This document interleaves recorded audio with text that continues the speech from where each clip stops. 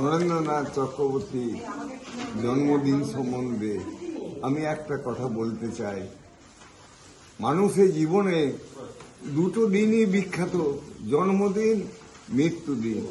কিন্তু এই দুটো সেই মানুষটা জানে না আমার কবে মৃত্যু হবে, আমার কবে জন্ম হবে। জন্মদিনটা কিভাবে হচ্ছে, জন্মদিনটা সেই মানুষটি জানে না যে আমার জন্মদিন কখন হলো। সে তার মা বাবা, বন্ধু বান্ধব, আত্মীয় সবার কাছে শোনে অমুক তারিখে আমার জন্মদিন হয়েছে, এইটাই তার জানা। তার নিজের কোনো হাত নাই। আর মৃত্যুদিন সেই মানুষটা তো কিছু বুঝলোই না যে কবে মৃত্যুদিন হলো। সে ছাড়া আরো সবাই বুঝলো ইনি বিখ্যাত, এই মানুষটি মৃত্যু হলো, কিন্তু তিনি নিজে জানতে পারলেন না, চলে গেলেন ভগবানের কাছে। প্রণাম। সেই মানুষ ভালো থাকলো।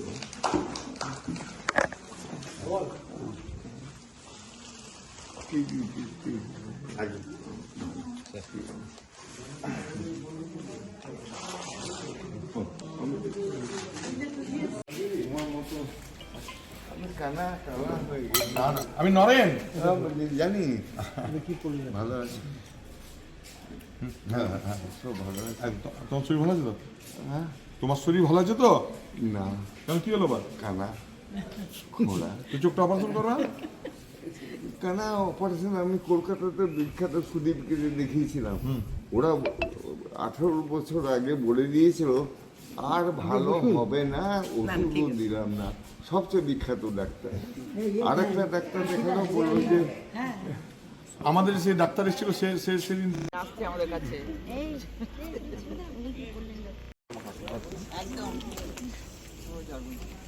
কালকে নিবেদিতা হচ্ছে নিবেদিতানন্দ কে জন্মদিন একটু অন্যভাবে পালন করলেন, বৃদ্ধাশ্রমে মা বাবাদের কাছে গিয়ে করলেন, কি বলবেন? দেখুন, আমি তো মানুষকে নিয়ে রাজনীতি করি, মানুষের সঙ্গে থাকি, তাই আমার জন্মদিনে আলাদা কোনো কিছু নয়। মানুষ আসে, মানুষ ভালোবাসে, মানুষের আবদার, মানুষের আগ্রহ, সারাদিন মানুষের সঙ্গেই ছিলাম। বাড়িতে প্রচুর মানুষ এসছেন, তাদের সঙ্গে কথা বলেছি, তারা কেক নিয়ে এসছেন, কেক কেটেছি, সবাইকে খাইয়েছি, আনন্দ করেছি। আবার আমার বাবা মা দুজনেই মারা গেছেন। কখনো কখনো এই শূন্যতাটা অনুভব করি, তার জন্য ছুটে গেছি বৃদ্ধাশ্রমে। সেখানে তাদের স্নেহ, ভালোবাসা, তাদের শাসন দেখেছি, অনেকক্ষণ তাদের সঙ্গে সময় কাটিয়েছি।